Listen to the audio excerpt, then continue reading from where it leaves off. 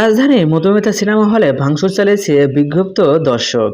শাকিব খান অভিনীত তুফান সিনেমাটি টিকিট না পেয়ে হামলা চালিয়েছে তারা। মঙ্গলবার সন্ধ্যা 6টার দিকে রাজধানীর মতিঝিল অবস্থিত মধুমিতা হলে তুফান সিনেমা চলাকালে ভাঙচুরের এই ঘটনা ঘটে। এ সময় হলের পোস্টার, ডিসপ্লে, চেয়ার ও দরজার গ্লাস ভাঙচুর করা হয়। অনেক দর্শকের অভিযোগ, কাউন্টারে নির্ধারিত দামে টিকিট বিক্রি না করে হলের বাইরে অতিরিক্ত দামে অবৈধভাবে টিকিট বিক্রি করা হচ্ছে। ইতিমধ্যে পরিস্থিতি নিয়ন্ত্রণ করে দুই কালোবাজারিকে আটক করেছে পুলিশ। রাজধানীর মধুমিতা হলে সরেজমিনে গিয়ে দেখা গেছে বেশ কয়েকজন দর্শক একত্র হয়ে হলের অভ্যন্তরে ঢুকে তাণ্ডব শুরু করে। এ সময় লাঠি দিয়ে হলের দরজা ভাঙেন কয়েকজন উত্তেজিত দর্শক। ঢিল ছুঁড়ে ভাঙা হয় দরজার গ্লাস, ছিঁড়ে ফেলা হয় দেওয়ালের সাঁটানো পোস্টার। এ সময় তুফান সিনেমাটি দেখতে আসা দর্শকেরা অভিযোগ করেন, অনেকদিন ধরেই মধুমিতা সিনেমা হলে টিকিট কালোবাজারি হয়ে আসছিল। কর্তৃপক্ষের যোগসাজে ব্ল্যাকে বিক্রি হচ্ছিল তুফান টিকিট।